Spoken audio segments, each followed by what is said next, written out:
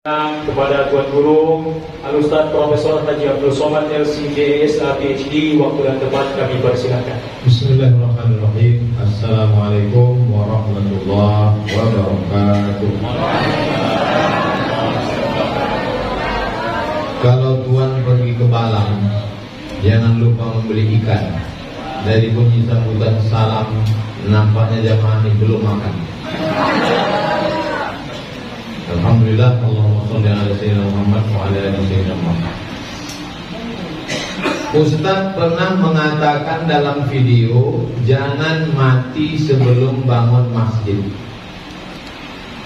Coba tolong Ustaz jelaskan apa makna cakap Ustaz, jangan mati sebelum bangun masjid. Ada ungkapan orang, jangan mati sebelum ke Bali. Maksudnya, kalau ada duit, pergilah ke Bali jalan-jalan. Balik dari Bali, mati-mati lagi. Bukan kata saya, kata orang. Nah, kata saya, jangan mati sebelum masjid, sebelum bangun masjid. Maksudnya kalau ada duit, bangunlah masjid. Bebaskan tanah semeter 2 meter. Tak bisa bangun satu masjid, satu sak semen, batu bata, kerikil, posen, pintu, kubah, AC, toilet, kamar mandi, supaya kita dapat amal jariah mengalir sampai hari kiamat, insyaallah. Rumah kita yang besar tinggal, mobil yang mewah mahal tinggal, bini tinggal. Aduh, yang mengalir inilah masjid. Mudah-mudahan selesai cepat masjid ini. Itulah maksud cakap saya. Pertanyaan kedua, saya pernah menonton YouTube tausiah Ustaz Somad menjawab pertanyaan jemaah bahwa uang yang dikeluarkan untuk mendaftar ibadah haji harus dikeluarkan zakatnya tiap tahun. Menyetor jamaah haji 50 juta. 2025 diskor. Berangkat 30 tahun lagi, 35, 45, 55. Apakah setiap tahun itu dikeluarkan zakatnya? Ya, dikeluarkan zakatnya. Zakat apa namanya? Zakat mal. Karena itu terhitung sebagai tabungan. Di total semua. Kebetulan di bank rekening Bank Riau Kepri Syariah Ibu Bapak ada 50 juta. Amin. Dari bunyinya juta ya kan? Amin. Macam marah pula. 50 ditambahkan 50 tadi yang uang ONH itu. 50 tambah 50 berarti 100 juta. Dikeluarkan zakatnya 2,5%, 2,5 juta tiap tahun. Saya nggak mau keluarkan zakatnya Pak Ustaz. Itu bukan duit saya. Bukan duit saya, maka saya tidak keluarkan zakatnya. Store duit 50 juta. Setelah store mati. Pertanyaannya setelah mati, duitnya balik atau tak balik? Balik duitnya. Itu tandanya duit punya kita. Kita cuma nitip ke bank. Titip, aku mau berangkat 2055. Mati kita, duit itu balik. Makanya kalau ada orang bilang saya tak mau bayar zakat, itu bukan duit saya. Terus kalau kau mati mau duit itu balik? Mau, duit kau lagi. Itu duit kita. Kita cuma nitip ke bank. Maka kalau ngitung zakat, hitung itu masuk. Kalau kita punya di tabungan 25 juta, tambah 50, 75. Kena zakat 2,5%. Apa nama zakatnya Pak? Zakat mal, zakat harta. Jika sejak awal mendaftar sampai dekat berangkat, apakah boleh dikeluarkan untuk beberapa lembaga membayar zakat ke Basnas, Badan Amil Zakat? Kalau saya bayar ke Basnas, nanti kawan saya di kampung, sepupu saya, dia miskin tak dapat Pak Ustaz. Masukkan nama dia, sepupu, kawan, tetangga, bilang sama Basnas, Basnas, aku bayar ke Basnas, tapi tolong bagi. Basnas ada yang bagi. Kalau kalian bagi, aku bayar. Kalau tak mau bagi, tak kubayar ke Basnas, kubayar sendiri. Kata Basnas, bagilah. Dapat. Jika yang berhak menerima termasuk fisabilillah, apakah boleh saya keluarkan untuk santri yang kesulitan biaya di pondok, misalnya untuk daftar ulang SPP? Fisabilillah itu untuk perang melawan Israel, beli pistol, beli baju besi, beli tank. Menurut mazhab 4 paling tua Hanafi, nomor 2 Maliki, nomor 3 Syafi'i, nomor 4 Hambali. Fisabilillah itu hanya untuk perang. Tapi ada ustaz yang bilang fisabilillah bisa masuk untuk guru pesantren, bisa untuk santri. Itu fisabilillah menurut pendapat Imam Fakhruddin Ar-Razi, meninggal tahun 606 Hijrah, mazhabnya Syafi'i. Tapi jarak dia dengan Imam Syafi'i 400 tahun. Pendapat dia ini dikutip oleh ulama Al-Azhar, namanya Syekh Natiyah Sohar. Nama kitabnya Fatawa Al-Azhar. Boleh memakai zakat untuk gaji guru agama, boleh memakai zakat untuk santri di pesantren. Karena anak pesantren ini juga kalau tamat dia bisa menolong agama Allah. Jadi nanti kalau ada ustaz yang mengatakan enggak boleh, hanya untuk perang saja. Oh, itu yang kemarin dari Ustaz Somad. Boleh.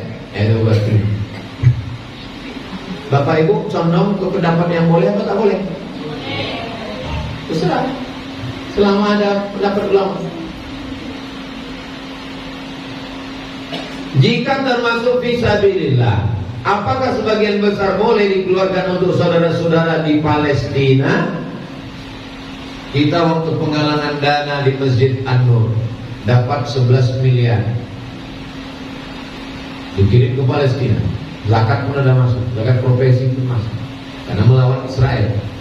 Tapi jangan melalui lembaga yang tidak resmi. Saya hanya mau penggalangan dana melalui Basnas, karena yang bisa masuk itu hanya melalui G2G, government to government, pemerintah ke pemerintah. Kalau tidak kuat, khawatir kita tak masuk, duitnya tak sampai tak kemana-mana.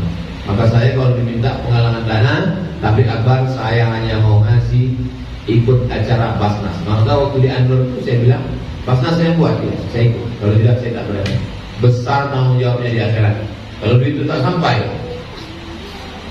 Ustaz Somad ceramah di mana-mana. Jangan korupsi, jangan makan haram. Apa di akhirat? Rupanya satu tempat awal sama koruptor.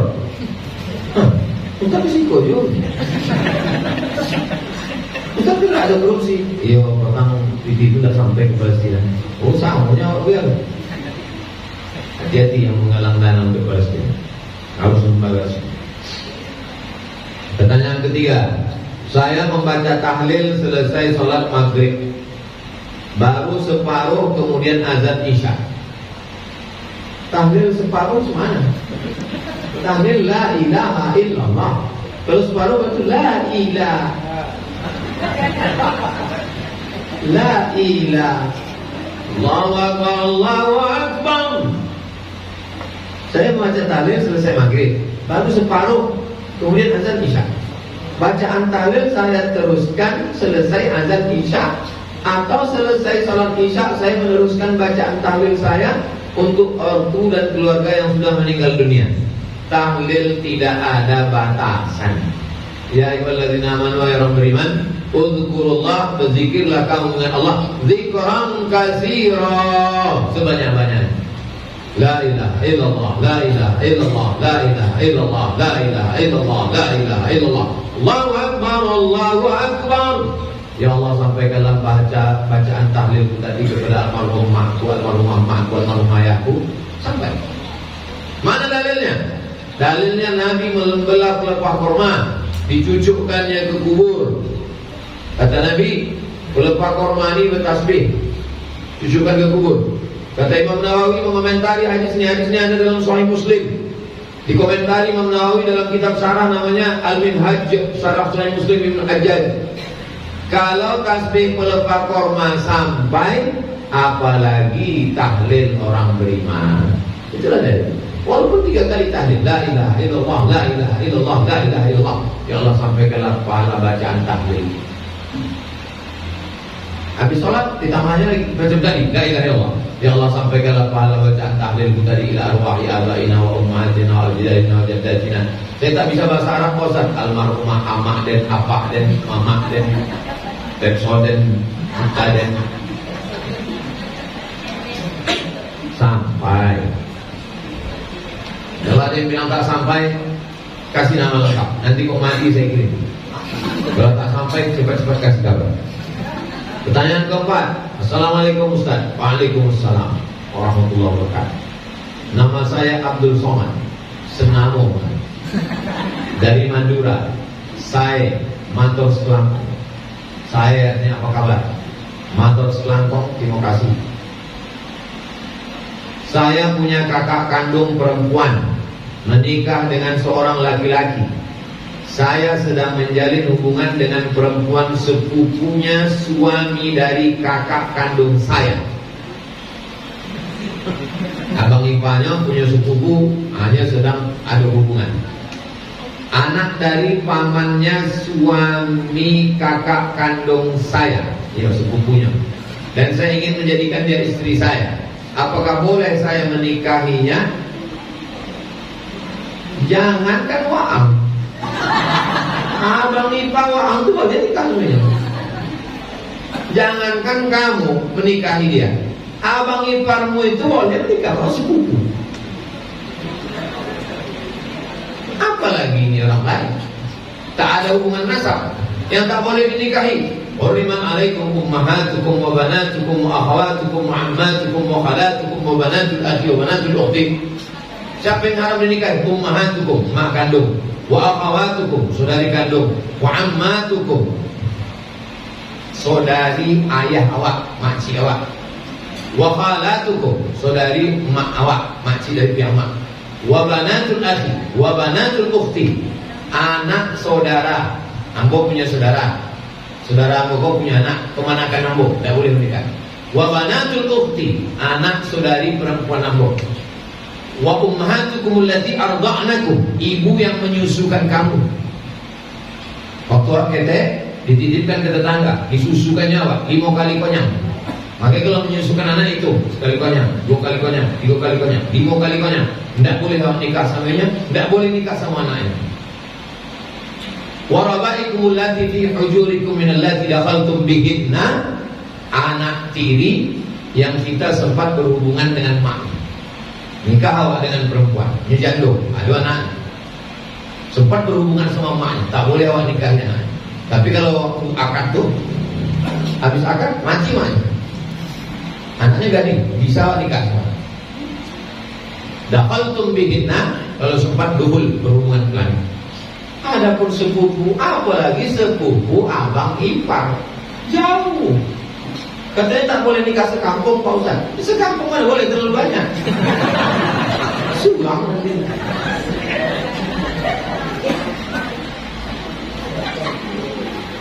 Kenapa itu lah? Tapi orang tuanya tidak merestui kami, karena akan ada musibah di antara keluarga kami, entah itu faktor ekonomi, perceraian atau kematian. La ilaha illallah. Masih percaya sama begitu-begitu di zaman ini? Kan pula ada hubungan. Kalau sampai dia yakin kalau mau nikah dengan ini nanti akan ada kematian, berarti ada Tuhan selain Allah. La ilaha illallah. An-nafi'u yang mendatangkan manfaat, ad-darru yang mendatangkan mudarat. Allah kalau nikah sama ini nanti akan sakit, nanti akan mati, musyrik, rusak tauhidnya kepada Allah. Kalau ada keluarga, mana keluarga? Ini keluarga yang menonton. Hai keluarga-keluarga, musyrik kalian. Hai keluarga-keluarga, rusak iman kalian. Nikahkan laki-laki baik, orang Madura baik-baik. Saya banyak ceramah di Madura tiap tahun. Pondok pesantren di Madura satu kabupaten 600 pondok pesantren. Lebih banyak pondok dari santri. Mengaji. Kalau sudah ada ceramah di Madura, penuh tanah lapang. Ini orang soleh, orang baik, nikahkan. idza ja'akum man tardawna dinahu. Kalau datang laki-laki ingin menikahi anak kamu, tengok apa kamu din agamanya, wa khuluquhu akhlaknya, baik agamanya, baik akhlaknya, nikahkan. Adapun kepercayaan yang tak sesuai dengan ajaran Islam, tinggal. Tapi kami berdua tidak mempercayai hal itu. Maka karena itu hanya mitos berat mitos saja. Dan keluarga saya merestui, tapi keluarga si perempuan tidak merestui karena akan ada musibah. Dan saya penuh dengan keyakinan bahwa saya merasa dengan perempuan tersebut ujungnya baik-baik. Apa yang harus saya lakukan? Nikah secepatnya. Tanam pinang rapat-rapat agar puyuh tak dapat lari. Kalau sudah dipinang tak dapat, kubujuk-kujuk dibawa lari. Tolong tanyakan ke Ustadz Somad, karena saya cari di YouTube tak nemu. Saya kan sama suami sudah talak 2. Nah, cara rujuknya kalau sudah habis iddahnya itu cemana?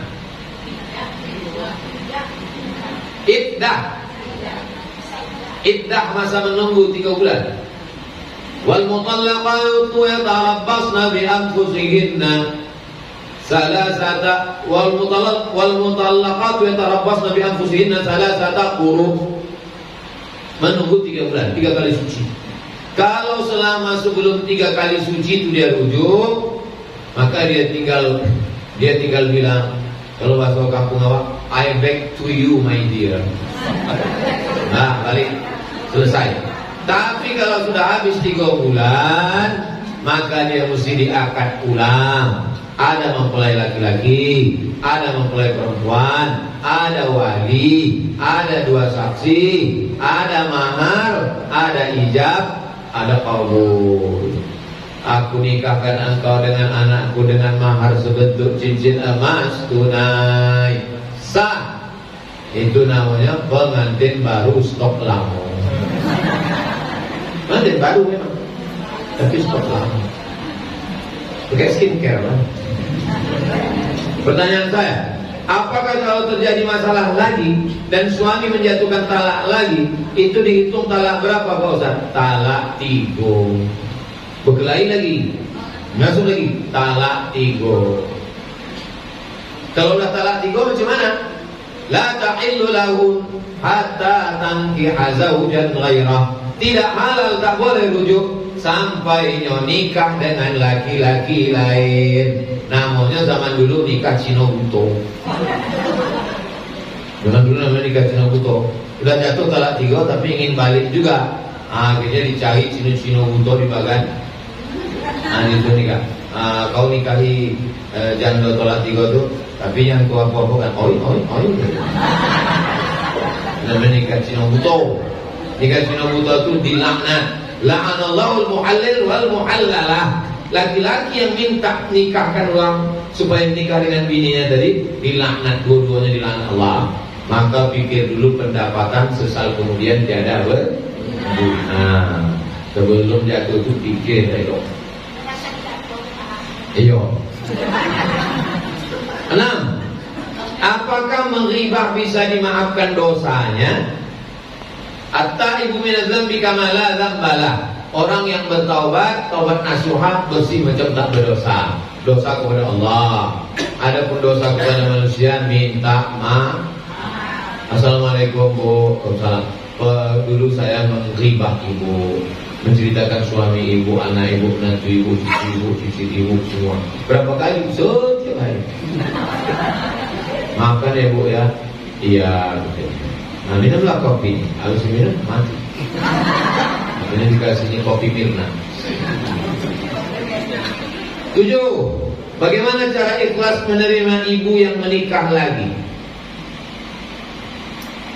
Walladzina yatawaffawna minkum wa yudharuna azwaja.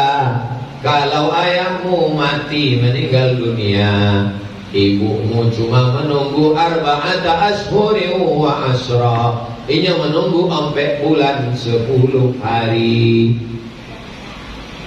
Tanggal 10 Mei mati ayah awak. Tanggal 10 Mei. Juni, Juli, Agustus, September. Tanggal 20 September datang uang meminang. nyo bisa nikah lagi. Tidak perlu menanya anaknya, nah mama mau nikah lagi, setuju ya? Atau bukan ada syarat, yang penting dia nikah. Tapi kalau hanya sekedar adab, sopan santun, tata krama, menjaga silaturahim, dia bilang, aku menikah lagi nak, aku tak bisa lama-lama menjanda. Kau kan tahu mak kau ini paling cantik di gang ini, nanti banyak mengganggu. Aku tak bisa sendirian. Kata anaknya, aku tidak rela nanti posisi papa tergantikan, ayah kau tak ada yang bisa menggantikannya. Akhirnya anaknya menerima. Apa pula syarat itu? Perempuan menikah tidak ada syarat izin anak secara fikih. Oke, tapi anaknya, bagaimana saya bisa menerima ibu saya ini menikah lagi Pak Ustaz?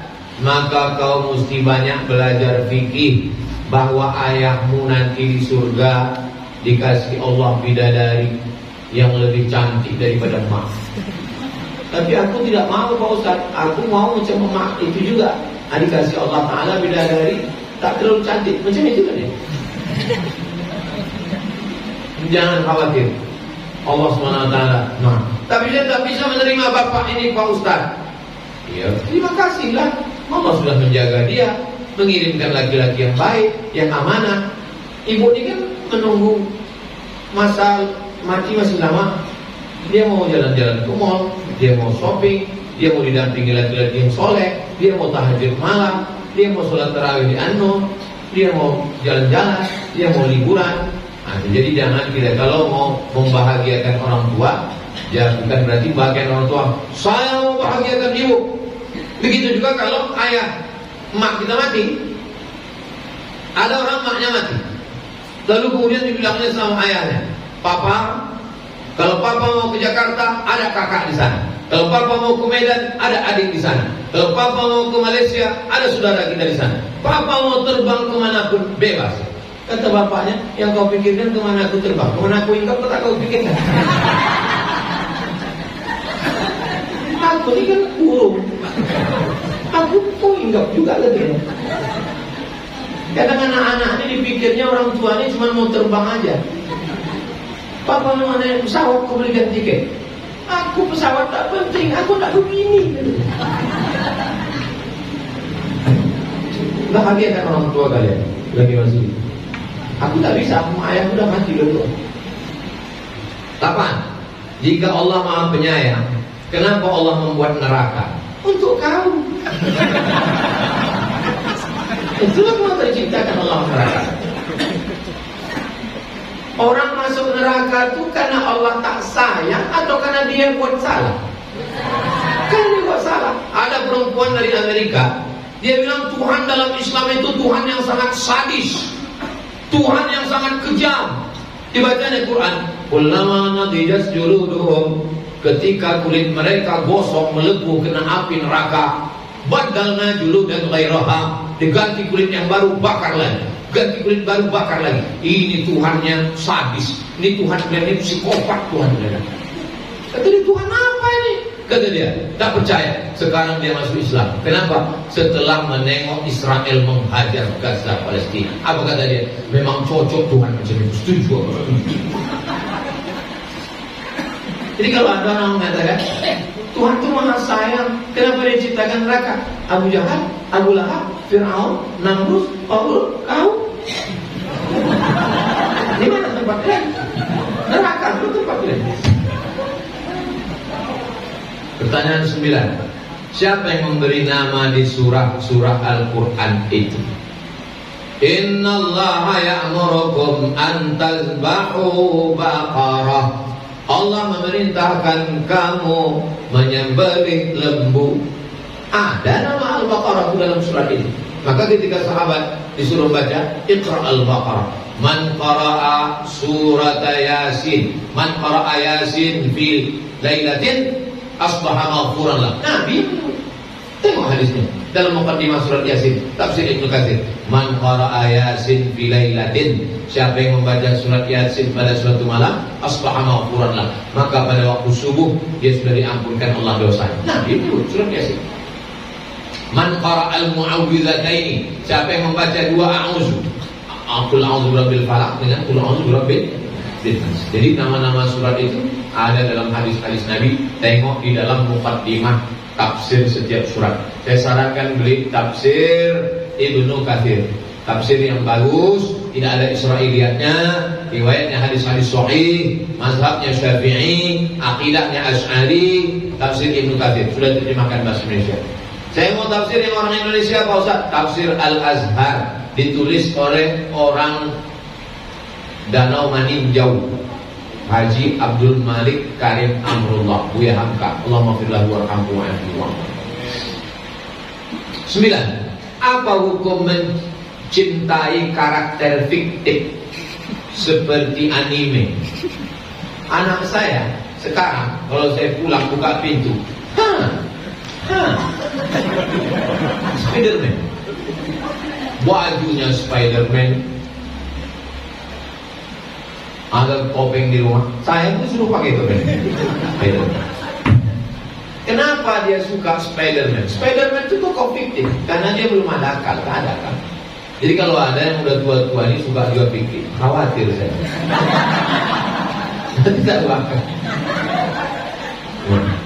Tak ada utak, makan utak. Buang akal, minum air kak.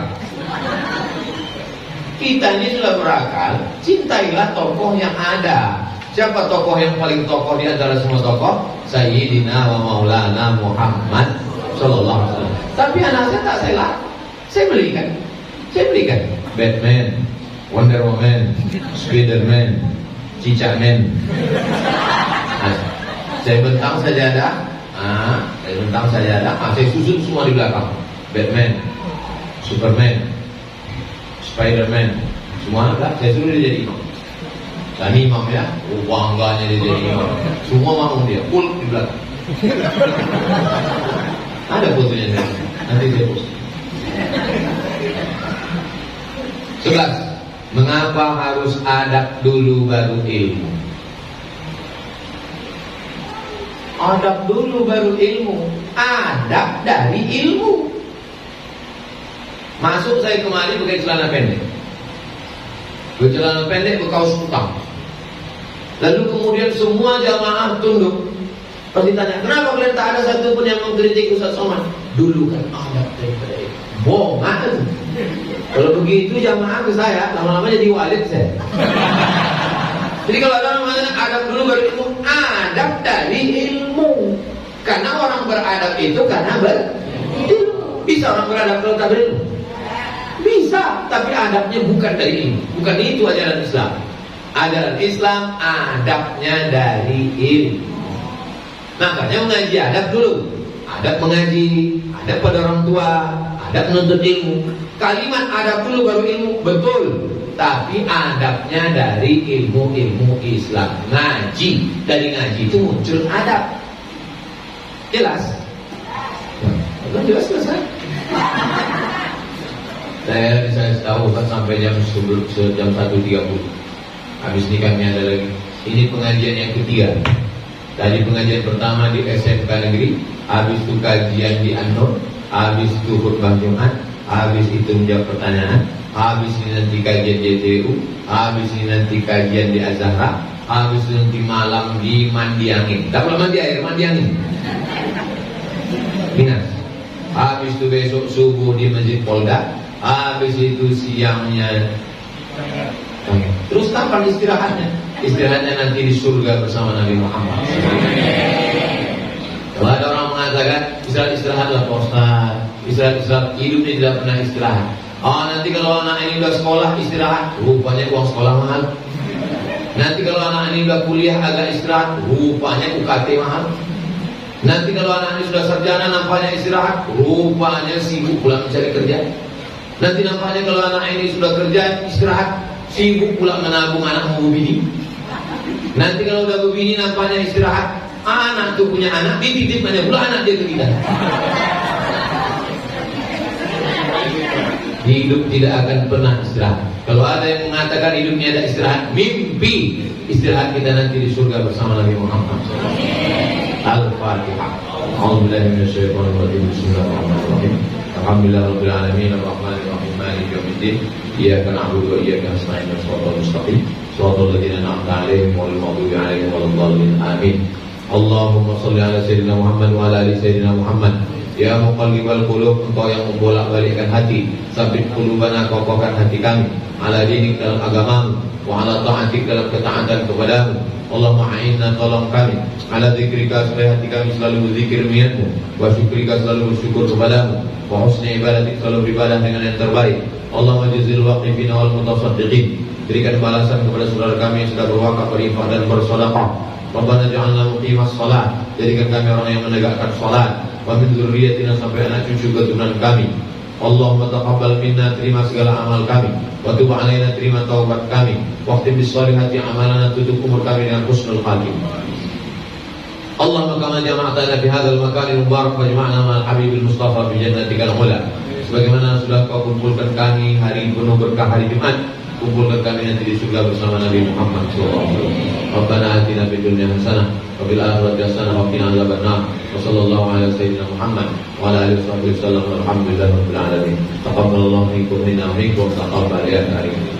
Terima kasih segala perhatian. Mohon maaf segala kesilapan. Saya tutup dengan pantun penutup.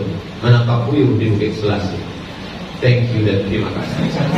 Assalamualaikum warahmatullahi wabarakatuh. Waalaikumsalam warahmatullahi wabarakatuh.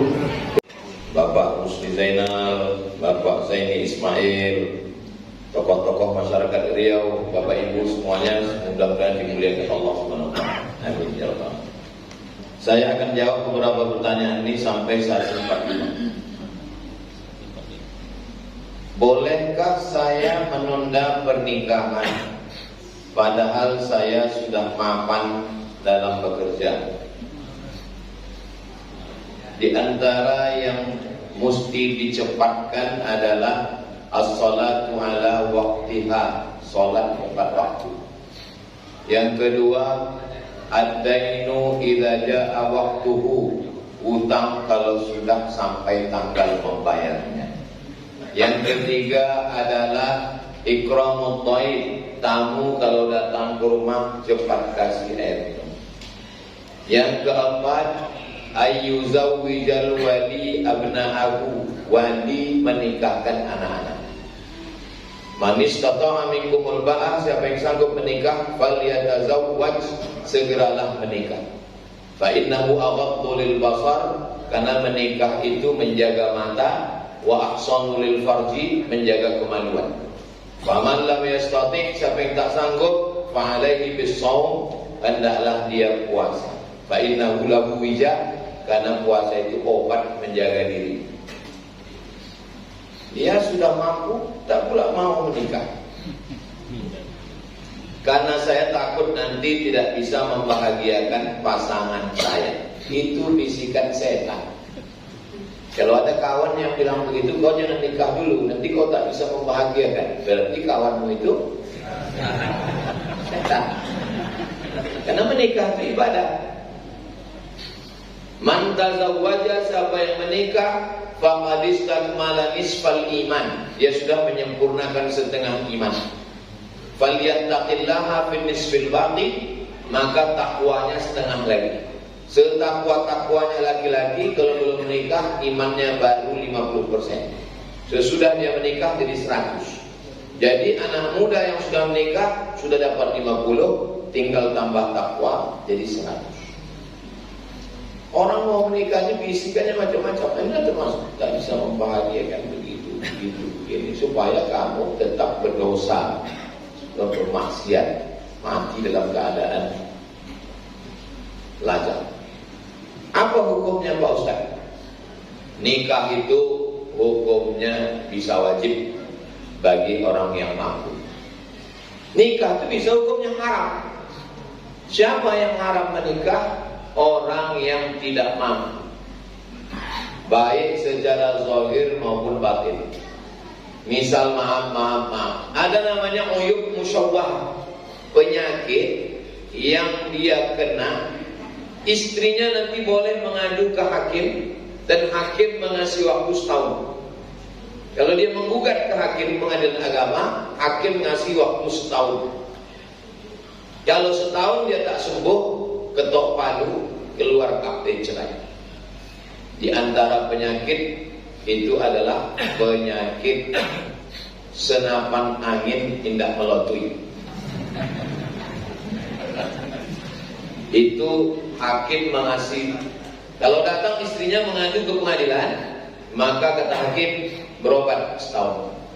Setahun tak sembuh, ketok padu, istrinya boleh menggugat jatuh talak saja. Ini buat dites senapan angin.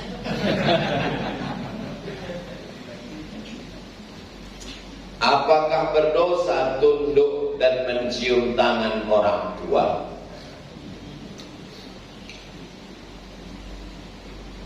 Sahabat Nabi punya pelayan pembantu, salah satu dari 7 yang paling banyak meriwayatkan hadis, namanya Anas bin Malik.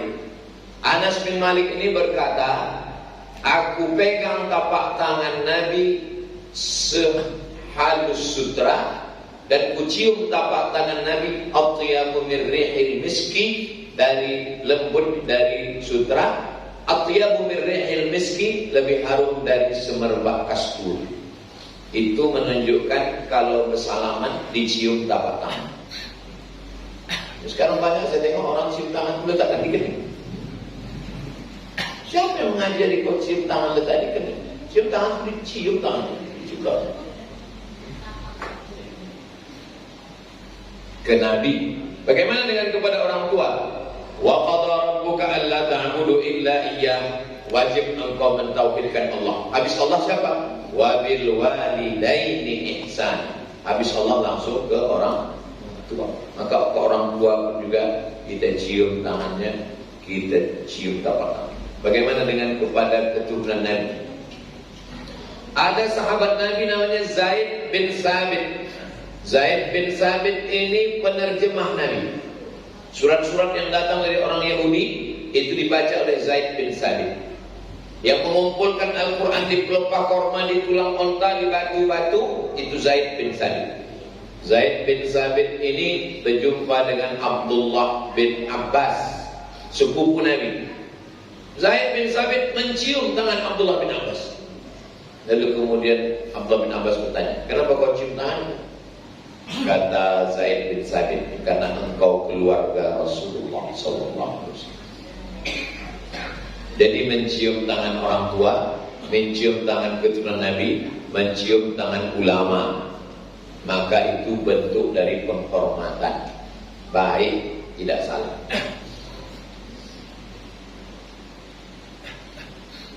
Karena kemarin om saya bilang tidak boleh tunduk kepada makhluk. Tidak boleh tunduk kepada makhluk itu, tak boleh sujud. Lau kuntu amiran ahadan ayyasjuda ala ahadin, kalaulah boleh sujud manusia kepada manusia, maka kuperintahkan istri sujud pada suami. Tapi tak boleh. Seandainya boleh sujud istri kepada suami, tapi karena tak boleh kita bersujud. Adapun kita berdiri menghormati, datang tokoh masyarakat, berdiri kita, disuruh berdiri. Qumu li sayyidikum, berdirilah kamu untuk memimpin kamu. Selama dia tidak sujud, tak apa. Ada sekarang manusia sujud kepada manusia? Ada. Tontonlah kabika-kabika kampus-kampus bertanya. Sujud ya? Sujud kepada manusia. Tak boleh. Mereka itu asal sujud dekat. Tak boleh. Ke ibunya sujud dalam Islam. Apakah sah Islam saya karena saya tidak hafal nama malaikat?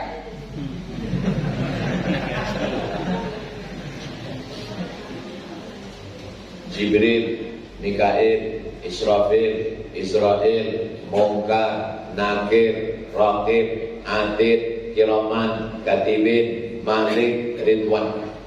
Tak hafal dia nama malaikat itu, maka imannya tetap. Karena kita hanya disuruh antu'mina billah wa malaikatihi wa kutubihi wa rusulihi wal yaumil akhir wa bil qadari khairihi wa syarrihi.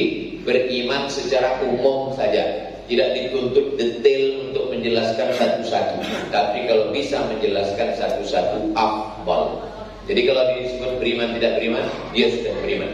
Tapi kalau dikatakan sempurna atau tidak sempurna, kurang sempurna, maka dia belajar lagi mengaji. Saya minta kepada Masjid Al-Jihad seminggu paling tidak mengaji 3. Pertama, akidah sifat 20 wujud tidak baqa. Yang kedua, ibadah, fikih, sholat, zakat, puasa, haji. Yang ketiga, akhlak, membersihkan hati dari hasad, dengki, takbur. Setelah bersih diisi dengan ridha, qanaah, tawakal, zikir. Namanya tazkiyatun nafs, tasawuf, pensucian hati. 3. Jangan sampai masjid kosong dari 3. Akidah, fikih, akhlak. Apakah boleh membaca surat Yasin? Likulli syai'in qalbun, segala sesuatu punya hati. Wa qalbul Quran Yasin, hatinya Quran adalah Yasin. Iqra'uha ala mautakum, bacakan Al-Quran itu pada orang yang mati. Faqra'u ma tayassara minal Quran, maka bacalah Al-Quran. Yasin itu Quran atau tidak? Quran. Tahu tak boleh membaca Yasin? Membaca Yasin malam. Membaca Yasin malam. Man qara'a Yasin fi lailatin, siapa yang baca surat Yasin pada suatu malam, asbaha maghfuran lah, subuhnya dosanya sudah diampunkan Allah Ta'ala. Di mana bisa kami tengok hadis-hadis tentang kehebatan surat Yasin? Di tafsir Ibni Katsir, namanya tafsir Al-Quranil Azim. Kenapa Ustaz pilihkan tafsir Ibni Katsir? Karena tafsir Ibni Katsir tafsir yang tak ada hadis palsunya, tak ada Israiliyatnya, karena dia ahli hadis. Bagus dikaji tafsir Ibni Katsir. Namanya tafsir Al-Quran Azim. Buka di muqaddimah surat Yasin, disebutkan yang fadilah surat Yasin. Apalagi keutamaan surat Yasin? La tuqra'u fi amrin asirin illa yassarahullah. Suatu perkara yang susah, yang payah, dibacakan surat Yasin, dimudahkan Allah. Itu maka kalau ada orang mau sakratul maut, dibacakan biar supaya cepat mati. 2 ke 6, kalau tak cepat sehat, cepat mati. Apakah boleh kami baca tahlil? Tahlil afdalul dzikri fa'lam annahu la ilaha illallah. Jadi kalau ada orang melarang tahlil, Yahudi Israel, tahlil la ilaha illallah, tak boleh tahlil. Doa bagi mayat, doa untuk mayat, kata Nabi kepada Sayyidatina Aisyah, kalau lewat di kubur, jangan mulut diam saja, doakan orang yang ada di kubur. Doa itulah yang kita baca setiap lewat kubur. Assalamualaikum ya ahla diyar minal mu'minin wa inna insyaallah bikum lahiqun yarhamullahu mustaqdimin wal mustaakhirin, nasallallahu lana wa lakumul afiyah. Itu aslinya panjang, tapi sampai di tempat kita pendek. Assalamualaikum ya ahlal kubur. Itu namanya doa efisiensi. Aslinya panjang, semua yang panjang-panjang di sana itu sampai kemari pendek. Saking jauhnya Indonesia ini dari tempat asal. Semua, makanya kalau kita sholat di Masjidil Haram kan panjang, sampai di sini pendek, tinggal bunuh. Semasa hidupnya menganggap hal itu sebagai bid'ah. Itu urusan dia sama Allah.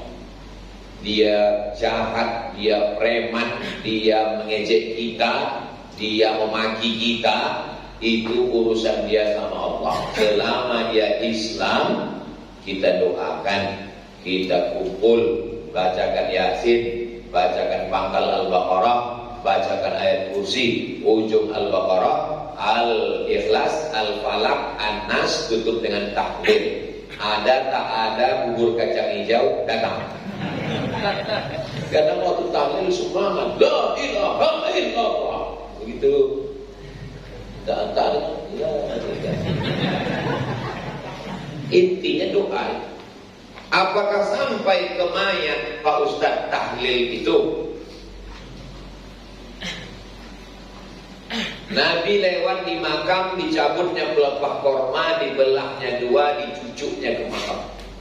Kata sahabat, kenapa kau cucukkan ya Rasulullah? la'allallaha an yakhaffifa 'adzabahuma ma lam yaibasa. Selama pelepah korma ini basah, orang yang dikubur itu ringan azabnya. Kenapa? Hadis itu ada dalam Sahih Muslim. Dijelaskan Imam Nawawi. Kata Imam Nawawi, pelepah korma bertasbih. Tasbihnya meringankan azab orang. Apa kata Imam Nawawi? Kalau tasbih pelepah korma sampai, apalagi bacaan Quran dan tahlil orang beriman. Jadi kalau ada orang mengatakan Ustaz Somad itu membacakan tahlil tak sampai tahlilnya, berarti dia mengejek saya lebih buruk dari pelepah korma. Pukul dia pakai pelepah sawit. Nah, ada deh ngejek kita. Apakah sampai tahlil itu Pak Ustaz? Sedangkan tasbih pelepah korma sampai, apalagi tahlilnya orang beriman. Lebih mulia kita apa pelepah korma? Macam ragu jamaah. Apakah sampai bacaan Quran ke orang mati? Nanti kalau aku mati, tolong mik masjid 3. Nanti kalau aku mati, kata Abdullah bin Umar, anak Umar bin Khattab, nanti kalau aku mati, bacakan pada bagian kepalaku Al-Fatihah, pangkal Al-Baqarah sampai wa ulaika humul muflihun, bacakan pada bagian kakiku ujung Al-Baqarah, lillahi ma fis samawati sampai ujung 3 ayat. Di mana bisa kami tengok hadis ini? Dalam kitab Ruh, R-O-H, Ruh. Siapa penulisnya? Ibnu Qayyim Al-Jauziyah. Siapa Ibnu Qayyim Al-Jauziyah? Murid Ibnu Taimiyah. Siapa Ibnu Taimiyah? Induk ongkang salah. Induk ongkangnya mengatakan sampai bacaan. Jenderal bintang 5 itu yang mengatakan sampai. Ibnu Taimiyah dalam kitab Majmu' Fatawa, ambo ada kitab di rumah, semeter banyak. Majmu' Fatawa. Ibnu Taimiyah mengatakan bacaan Quran ke orang meninggal dunia sampai, tahlil ke orang meninggal dunia sampai. Jadi kalau ada yang salafi keras-keras, kelas-kelas, apa kelasnya yang paling bawah? Induknya itu tidak sama. Doa sampai, bacaan Quran sampai, tahlil zikir sampai, apalagi sedekah. Datang sahabat Nabi, ya Rasulullah, ummi mata, mak saya mati, apa atasaddaqu anha? Kalau aku bersedekah boleh apa tak boleh? Kata Nabi, sedekahlah. Ayu sadaqatu afdal? Apa sedekah yang paling afdal? Kata Nabi, suqyal ma, ngasih air minum. Kalau air minum sampai, apalagi nasi kotak. Air minum sampai, apalagi bubur kacang hijau. Ini kadang orang ini waktu dikasih makan tak mau. Yang saya tidak mau makan sini, bungkus saja.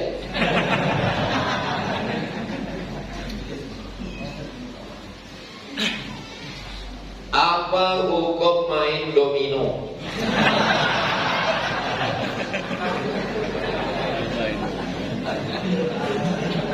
Main domino, main catur, panjat pinang, hukumnya adalah hukum permainan. Kalau dia tidak melalaikan sholat, hukumnya mubah. Kalau sampai melalaikan sholat, hukumnya haram. Dia sudah sholat, dia sudah silaturahim, ada waktu kosong, main dia untuk bersilaturahim dengan kawan-kawannya. Main agak 1 menit, 2 menit. Tapi kalau sampai main subuh lewat, zuhur lewat, asar lewat, maghrib lewat, kelepah palanya, jatuh sudah haram karena dia melalaikan sembahyang. Suami saya pulang malam, anak sakit tak peduli, saya marah sebagai istri. Apakah dosa Pak Ustaz? Ibu jangan marah, dia tak berubah, ibu sakit hati. Jadi gimana caranya? Ibu mengadu kepada 6 wali. Wali ibu 6. Wahai istri-istri, jangan marah ke suami, melapor ke wali. Wali ibu ada 6. Yang pertama ayah, yang kedua atu, yang ketiga abang, yang keempat adik laki-laki, yang kelima abang ayah, yang keenam adik ayah. Wali inilah yang datang memanggil si Fir'aun tadi. Sekolah Fir'aun, kontiwa main domino ya. Jadi begitu prosedurnya. Jangan ibu mengamuk sendiri. Dia tak berhenti, ibu sakit hati, lama-lama mati, inyo begini lagi. Inyo tak ubah, awak mati. Mohon penjelasan Ustaz. Apa hukum istri menolak melayani suami karena capek? Carikannya bini bau. Ambo konek, bang. Ambo kasih ban serap. Setuju tak, bang? Boleh. Dalilnya, fankihu ma taba lakum minan nisa'i masna wa thulatha wa ruba'. Sampai fa in khiftum alla ta'dilu, kalau kamu takwid fawahidah, maka satu. Jadi sebenarnya yang berbini satu itu deh takwid. Ada di Afrika itu kalau bininya ampe itu letaknya di atas, di dokek raja-raja lompek. Kalau yang tigo itu di bawah sama menteri-menteri. Kalau duo itu bersama dengan pasukan tentara dan polisi. Kalau satu itu tukang cuci piring. Jadi bapak ibu kau saudara, itu tukang cuci piring kalau di Afrika. Aku masuk je. Aku kau lagi. Aku di sini kau garang.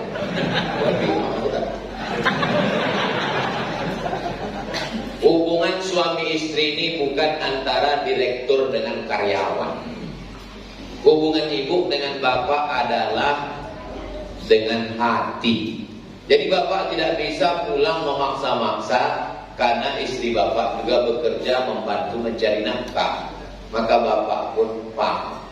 Hubungan bapak bukan antara pemimpin kepala daerah dengan pegawai Pemprov dan Pemko. Tidak begitu.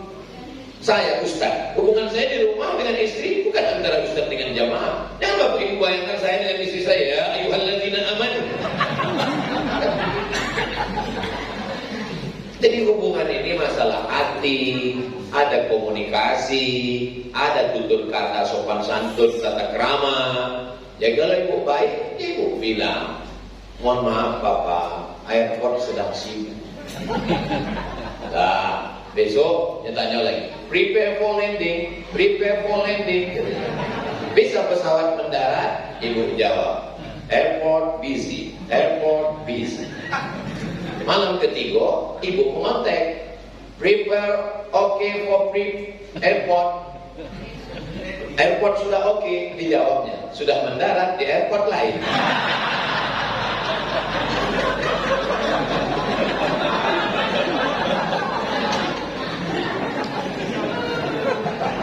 Itu kalau di-upload Pak. Kapan sebaiknya pembagian warisan orang tua dilakukan?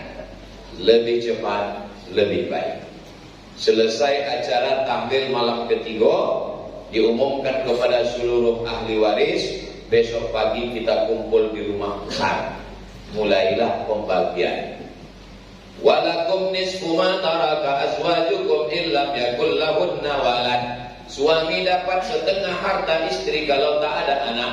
Fa in kana lakum waladun, fa in kana lahunna waladun falakumur rubu'. Kalau ada anak, suami dapat 1/4. Walahunna rubu' illam yakul lakum walad. Istri dapat 1/4 kalau tak ada anak. Fa in kana lakum waladun falahunna tsumunu. Kalau ada anak, istri dapat 1/8. Bapak kalau tak ada anak, setengah. Kalau ada anak, 1/4. Ibu 1/4, kalau ada anak 1/8. Dah, sudah bagi, tinggal anak. Berapa anak dapat? lidzakari mithlu hadzil unthayain. Anak laki-laki dapat 2 kali bagian anak perempuan. Bagi, selesai, habis. Jangan menyimpan bom waktu meledak. Jangan menyimpan harta warisan, cepat bagi. 2. Bagaimana pembagian harta warisan orang tua yang semasa hidupnya punya hutang piutang? Harta warisan dibagi setelah dilakukan 2. Mim ba'di wasiyatin, keluarkan wasiat. Saya wasiatkan untuk Masjid Al-Jihad 500 juta. Maka pengurus Al-Jihad dapat 500 juta dengan syarat tidak lebih dari total 1/3 harta. Kebetulan hartanya 2 miliar, maka Masjid Al-Jihad dapat 500 juta, 1/4 masih sah. Tinggal 1,5 M. 1,5 tadi yang dibagi oleh ahli waris. Keluar wasiat, habis keluar wasiat, audain, keluarkan hutang. Berapa wasiatnya? 500 juta, kasih ke Al-Jihad. Berapa lagi tinggal? 1,5 M. Berapa hutang almarhum? Hutang almarhum pas 1,5 M. Habis. Balik dari pembagian itu mengalir. Jangan bagi harta warisan sebelum keluarkan wasiat dan hutang. Setelah hutang diambil baru bagi. Kalau tak ada yang bisa dibagi, berarti nasib kalian. Maka balik dari sini tanya bapak ibu di rumah, dia punya hutang tidak? Jangan sampai pulang hampa. Mungkin bapak bisa menerima, tapi bini bapak daripada lolok di ruang tamu. 3. Bila hutang orang tua semasa hidupnya lebih besar dari piutang, apakah ahli waris wajib menyelesaikan hutang orang tua tersebut? Ahli waris wajib membayar hutang almarhum dari tirkah, dari harta warisan. Anak-anak tidak wajib membayarkan hutang orang tua. Saya ulang sekali lagi. Hutang almarhum dibayarkan dari warisan. Sedangkan ahli waris tidak wajib membayarkan hutang. Jadi kalau datang orang menuntut, bayar hutang bapakmu. Kenapa kau kasih? Tidak ada yang mewajibkan kami membayar dari harta kami. Hanya wajib diambil dari harta warisan. Tapi kalau anaknya mau bersedekah, saya kebetulan ada duit, saya bayarkan, itu terhitung sebagai sedekah dari anaknya. Tapi anak tidak wajib membayarkan dari duitnya sendiri. Jelas? Karena kalau belum makan siang ini kadang-kadang tak jelas ya. Kalau tuan pergi ke Palas, jangan lupa mau beli bawang. Kenapa ceramah Ustaz Somad tak jelas? Karena jamaah belum makan siang. Apa jelas atau tak jelas? Apakah ahli waris apabila ahli waris meninggal dan punya anak? Apabila ahli waris meninggal,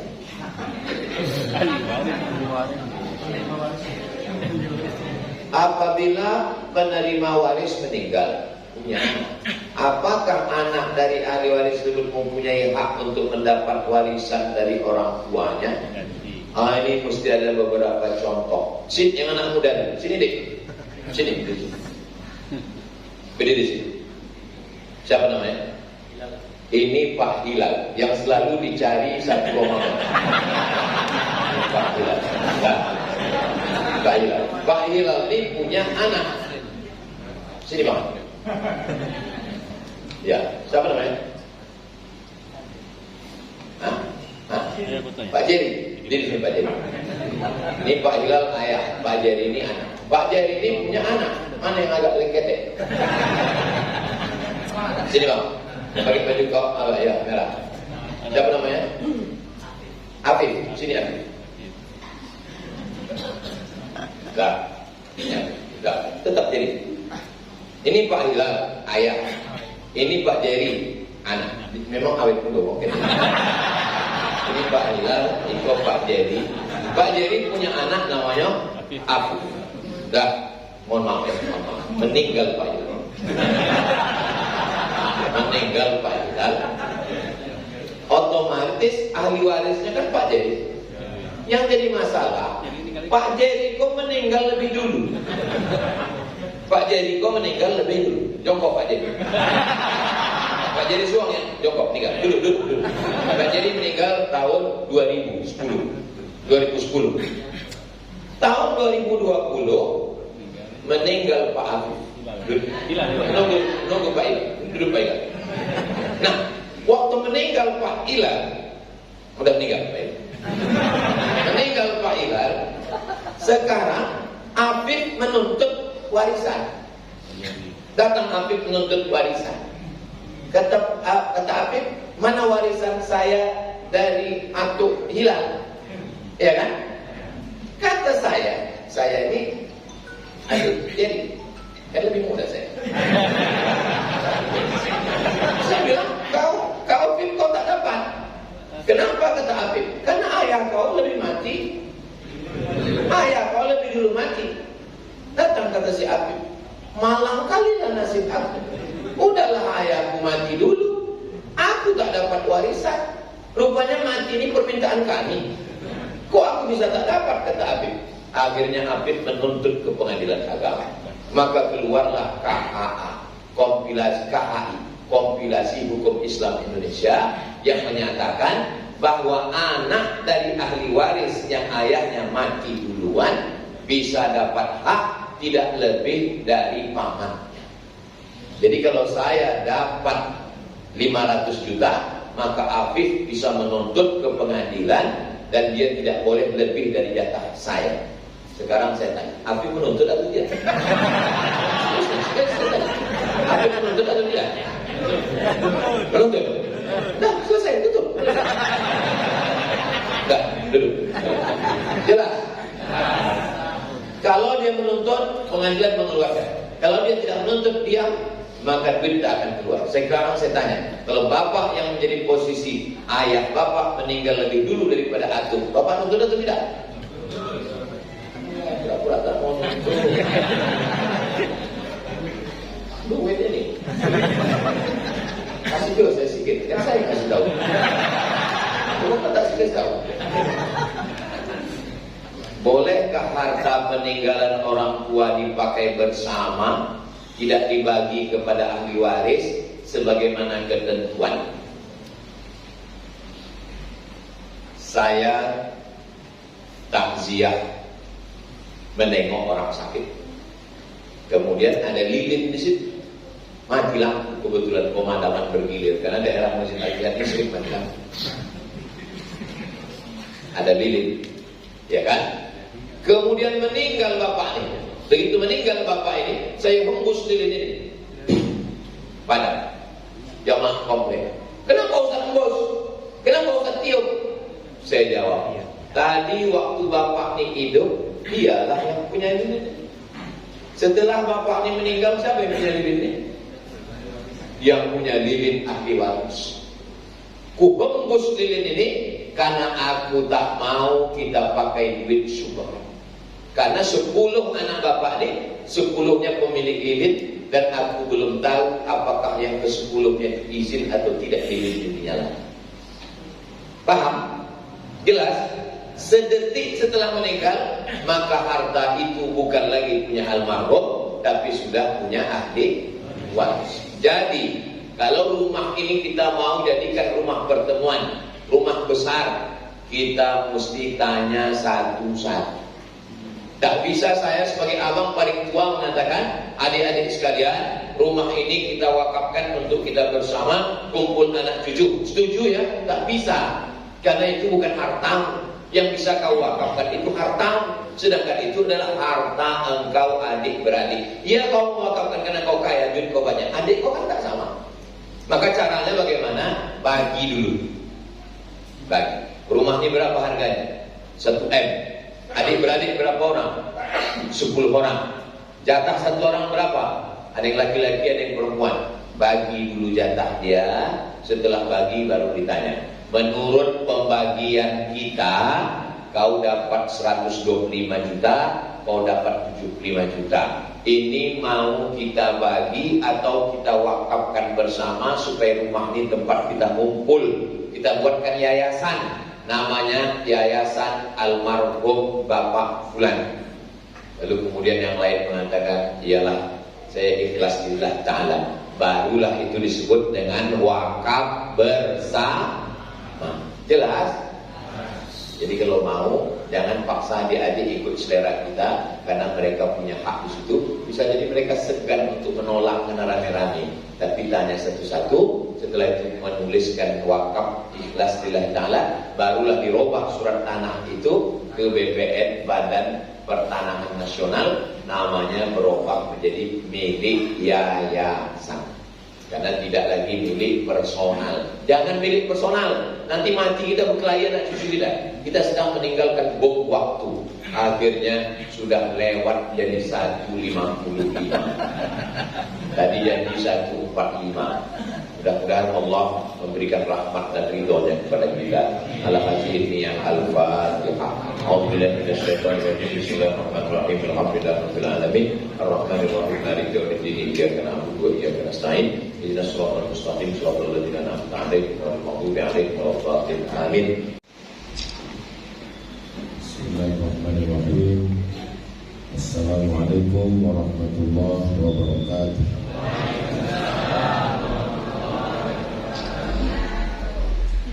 Alhamdulillah, Allahumma shalli ala sayyidina Muhammad wa ala ali sayyidina Muhammad. Assalamualaikum Ustaz, apakah boleh wanita ikut sholat Jumat? Perempuan yang ikut sholat Jumat, maka sholat zuhurnya gugur. Dia pulang nanti tidak perlu lagi sholat zuhur, sudah cukup sholat Jumat saja. Di Mesir perempuan ikut sholat Jumat, di Makkah, di Madinah perempuan ikut sholat Jumat, tapi tidak wajib. Laki-laki yang tidak sholat Jumat, menyepelekan, meninggalkan sholat Jumat, man tarakal jumu'ata salasa marratin. Siapa laki-laki yang meninggalkan sholat Jumat salasa marratin 3 kali, tahawunan karena menyepelekan sholat Jumat, taba'allahu ala qalbih, maka Allah mengunci hatinya, tak masuk lagi hidayah. Azab yang paling ngeri bukan miskin, bukan susah, tapi hati yang terkunci. Khatamallahu ala qulubihim, hati terkunci. Wa ala sam'ihim, telinga tersumbat. Wa ala absarihim ghishawah, mata tertutup. Summun bukmun umyun, pekak, tuli, bisu, buta. La ya'qilun, tak bisa berpikir. La yarji'un, tak bisa kembali ke jalan yang benar. Jadi kesimpulannya, laki-laki wajib sholat Jumat. Yang menyepelekan sholat Jumat, meremehkan sholat Jumat, dikunci Allah pintu hatinya, tak dapat pintu hidayah. Adapun perempuan boleh sholat Jumat. Kalau perempuan sholat Jumat, dia tidak wajib lagi sholat zuhur. Wallahu a'lam.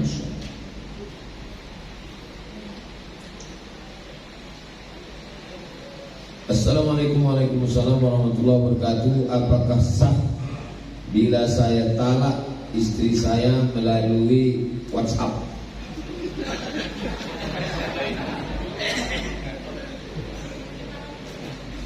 Talak melalui tulisan hukumnya sah. Orang membuat surat atau mengirim melalui handphone atau melalui aplikasi, kalau dapat dipastikan memang dia yang menulis, dia yang mengirim. Dikhawatirkan handphonenya handphone dia, nomornya nomor dia, tapi yang menulis orang lain, yang mengirim orang lain. Ad-dalilu idza ihtamal saqata bihil istidlal. Kalau suatu dalil itu tidak dapat dipastikan 100%, dia tidak bisa jadi dalil. Kalau bisa dipastikan bahwa dia yang mengirim WhatsApp, dia yang menulisnya, dan dia menulis dalam keadaan sadar tidak mabuk, maka jatuhlah talak. Tapi dia tidak beretika, dia tidak berakhlak, karena dulu akadnya kan tidak pakai WhatsApp. Kenapa talaknya pakai WhatsApp? Laki-laki yang gentleman, yang gagah, yang berani, maka ada 4 proses. Pertama, wallati takhafuna nusyuzahunna, perempuan-perempuan yang kamu khawatir melakukan nusyuz, durhaka. Langkah yang pertama, fa'izuhunna, kasih nasihat. Nasihat dulu. Kalau tidak bisa nasihat, wahjuruhunna fil madaji, bisa tempat tidur. Kalau tidak mempan bisa tempat tidur, wadribuhunna, ini tak bisa diamalkan karena bertentangan dengan KDRT, kekerasan dalam rumah tangga. Yang kelima, yang keempat, bab'asu hakaman min ahli wa hakaman min ahliha. Panggil perwakilan dari laki-laki, panggil perwakilan dari perempuan, duduk bersama, namanya mediasi. Orang yang melakukan mediasi itu mediator. Kalau tidak ditemukan titik, barulah dia jatuh kepada talak. Abghadul halal ilallahi at-talak. Talak adalah solusi terakhir, bukan sedikit-sedikit talak, sedikit-sedikit talak. Setelah dilewati 4 proses ini, tidak ketemu titik temu, baru talak. Tapi jangan dilakukan melalui WhatsApp, dilakukan melalui lisan. Ada 2 bentuk. Yang pertama, hakiki, dia ucapkan di mulut, saya talak kamu. Yang kedua, majazi. Yang pertama sharih, kalimat yang jelas. Yang kedua adalah kinayah, kiasan. Jadi ada laki-laki yang tidak sampai hati mengucapkan kata-kata jelas, dia pakai kiasan. Ulanglah kamu ke rumah orang tuamu. Itu kalimat itu kalau dia ada mengandung niat, jatuh talak. Tapi kalau tidak ada niat, tidak jatuh talak. Maka bagi perempuan, kalau suaminya mengatakan pulang kamu ke rumah, tanya dia, apa maksud kamu? Ada niat atau tidak? Kalau kata dia ada niat, maka jatuh talak 1. Kalau sudah jatuh talak 1, maka iddahnya wal mudallaqatu yatarabbasna bi anfusihinna thalathata quru, maka iddahnya dia mesti menunggu selama 3 kali suci, 3 bulan. Setelah 3 bulan tidak rujuk, maka putuslah dia. Kalau selama dalam 3 bulan itu dia rujuk, dia balik, maka baliklah dia lagi. Tapi kalau sudah 3 bulan, 4 bulan, 5 bulan, lewat 3 kali suci dia tidak rujuk, maka jatuh talak. Dan kalau dia mau rujuk lagi, maka setelah lewat iddah, akad nikah ulang. Ada wali, ada 2 saksi, ada mahar, ada ijab, ada qabul, ada mempelai laki-laki, ada mempelai perempuan. Akad ulang. Itu namanya pengantin baru stok lama.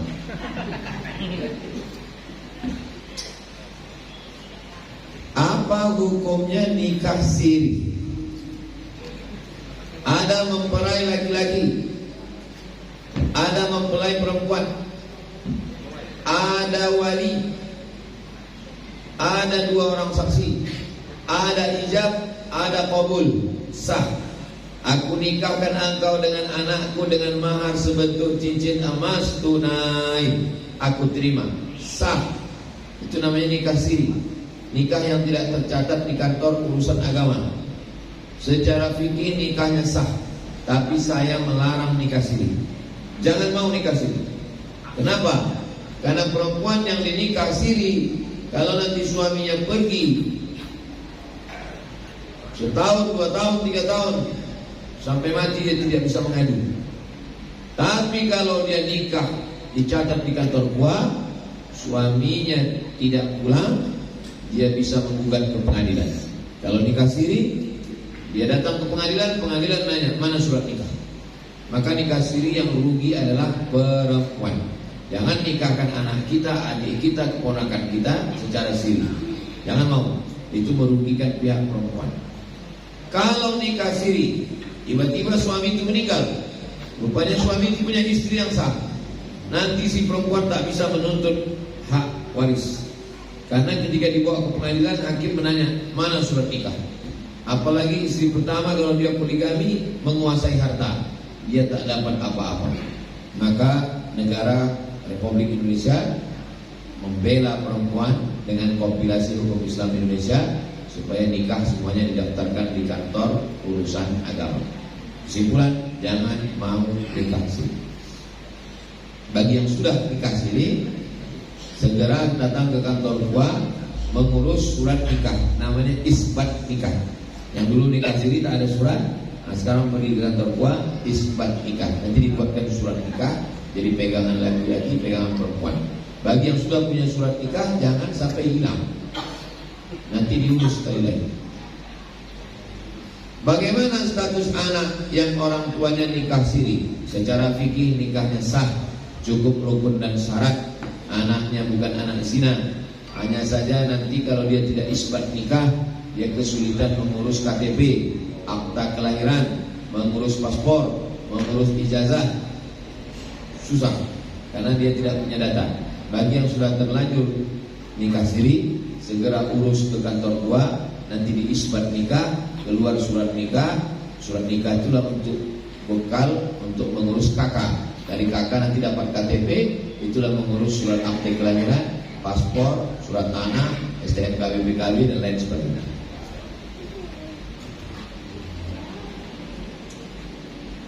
Apa hukumnya wanita?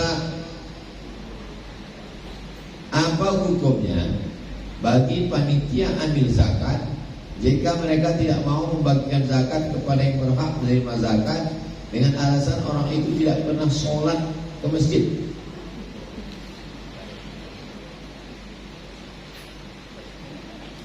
Delapan yang wajib menerima zakat, 8 yang berhak menerima zakat.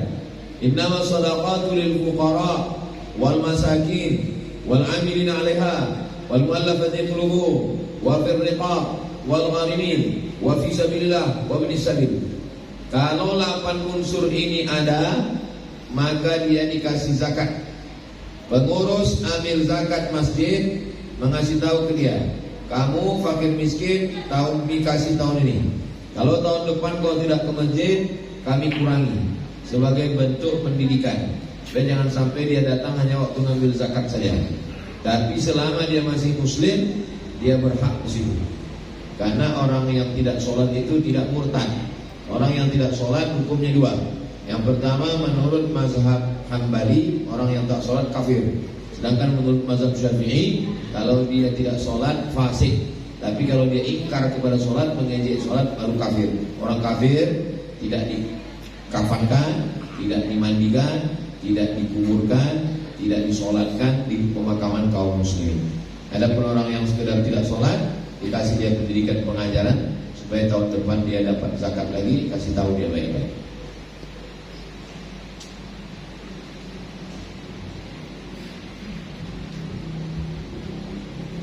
Apakah hukumnya azan sebelum waktu Jumat? Azan pertama di beberapa masjid dilakukan sebelum masuk waktu zuhur. Jadi kalau waktu zuhur kita 12.21, azannya jam 12. Azan jam 12 itu bukan masuk waktu zuhur, tapi azan memberitahu kepada pedagang di pasar supaya berhenti berdagang karena mau sholat Jumat. Maka azan yang pertama itu bagi yang mengumandangkan azan sebelum masuk waktu, maka itu adalah azan pemberitahuan hari Jumat, bukan waktu sholat Jumat. Maka jangan qobliyah Jumat, karena tidak ada qobliyah sebelum masuk waktu.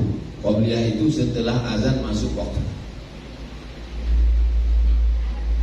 Dalam mazhab Syafi'i, azan dikumandangkan yang pertama setelah masuk waktu. Masuk waktu jam 12.21 azan. Setelah azan qabliyah Jumat. Habis qabliyah naik khatib, baru azan sekali lagi. Itu mazhab Syafi'i. Mazhab Hambali beberapa tempat azan pertama sebelum masuk waktu. Jadi kalau bapak ibu berkeyakinan ada qabliyah Jumat pakai mazhab Syafi'i, tiba-tiba sholat di masjid yang azannya sebelum masuk waktu, jangan qabliyah, karena tidak ada qabliyah sebelum masuk waktu. Apakah boleh melakukan sholat sunat Jumat? Sholat sunat Jumat, qabliyah Jumat dilaksanakan setelah masuk waktu. Jadi kalau kebetulan di masjid itu azannya jam 12, selesai azan, duduk aja, tunggu masuk waktu. Pas azan kedua baru dia qabliyah. Sampai umur berapa menyantuni anak yatim? La yutma ba'dal ihtilam. Tidak lagi disebut yatim kalau sudah mimpi akil balik. Anak akil balik perempuan 9 tahun, anak laki-laki 10, 11, 12. Jadi anak SMP 12 tahun tidak akil balik lagi, tidak yatim lagi, karena sudah akil balik. Maka anak yang sudah akil balik, waktu santunan anak yatim, dia tidak dikasih dari kotak yatim, tapi dikasih dari kotak du'afa. Maka dibuat kotaknya dua. Nah, itu kotak itu sudah dua. Tulis sebelah kotak yatim, sebelah kotak du'afa. Nanti usahakan pembagiannya setahun 3 kali. Pertama, daftar masuk sekolah. Yang kedua, semester. Yang keempat, yang ketiga, Idul Fitri. Nah, santunan anak yatim. Yang anak yatim kasih dari kotak yatim. Yang tak yatim, yang ayahnya tak pulang-pulang, nama ayahnya Bang Poin. Yang emaknya merantau ke luar negeri mencari kerja, yang bukan yatim, susah, miskin, duafa, maka dia tetap dikasih santunan, tapi dari kotak duafa, kotak infak. Bagaimana dengan anak yatim yang masih sekolah atau kuliah? Dia tidak masuk ke yatim karena dia sudah akil balik, dia masuknya kepada duafa. Tapi ada yang mengatakan walaupun dia sudah kuliah dia tetap yatim. Itu pendapat kedua. Yang punya pendapat itu namanya Abdullah bin Abbas. Kata Abdullah bin Abbas, ayahnya mati waktu kecil, dia belum mampu mencari nafkah, belum bisa kerja, belum ada duit, maka dia tetap yatim walaupun sampai berjangkit. Tetap yatim. Saya tidak pakai pendapat kedua ini, karena pendapat kedua ini bisa diselewengkan orang. Nanti semua datang mengaku yatim. Saya pun yatim. Ayah saya sudah meninggal. Mak saya meninggal, lalu saya datang mengaku yatim. Maka saya pakai pendapat kedua. Saya dapat pendapat pertama. Pendapat pertama, kalau sudah akil balik, dia tidak dikasih yatim, tapi dia tetap dikasih santunan untuk biaya kuliah, untuk beli baju, untuk macam-macam, dikasih melalui kotak du'afa. Jelas? Kalau Tuhan membeli kipas di tempat kawan. Kalau ada yang bilang tak jelas, berarti dia belum makan.